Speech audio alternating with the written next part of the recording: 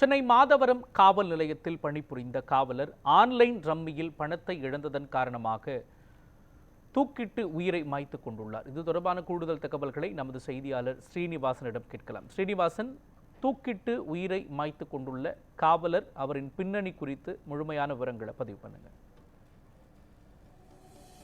வணக்கம். விருதாச்சலம் மாவட்டத்தை சார்ந்த விக்கி, வயது 27.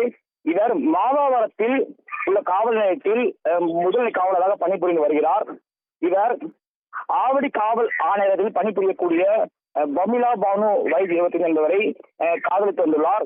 இந்த நிலையில் பமிலா பானு தன் சொந்த ஊருக்கு திரும்பியதால் மன உளைச்சல் ஏற்பட்ட காவலர் விக்கி, பமிலா பானு தங்கியிருந்த ஆவடியில் உள்ள காவலர் குடியிருப்பில் நேற்று இரவு மன உளைச்சலோடு வந்து தூக்கிட்டு தற்கொலை செய்து இருந்துள்ளார்.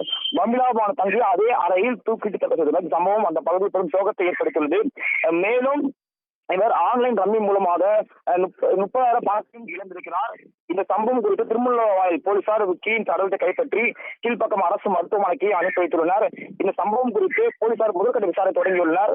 முதல்கட்ட விசாரணையில் பமிலா பானு காதலித்ததால் அவர் சொந்த திரும்பியதால் தற்கொலை செய்து கொண்டாரா, அல்லது ரம்மி மூலமாக 30,000 பணத்தை இழந்ததால் மன உளைச்சல் ஏற்பட்டு தற்கொலை செய்து கொண்டாரா என்ற கோணத்தில் திருமுல்லை போலீசார் விசாரணை மேற்கொண்டு வந்துள்ளனர்.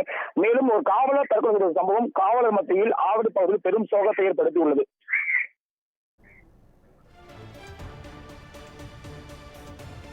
காவலரின் தற்கொலை குறித்தும் எந்தெந்த கோணங்களில் இந்த உயிரிழப்பு குறித்து போலீசார் விசாரணை மேற்கொண்டு வருகிறார்கள் என்பது குறித்தும் முழுமையான விவரங்களை வழங்கியதற்காக நன்றி ஸ்ரீனிவாசன்.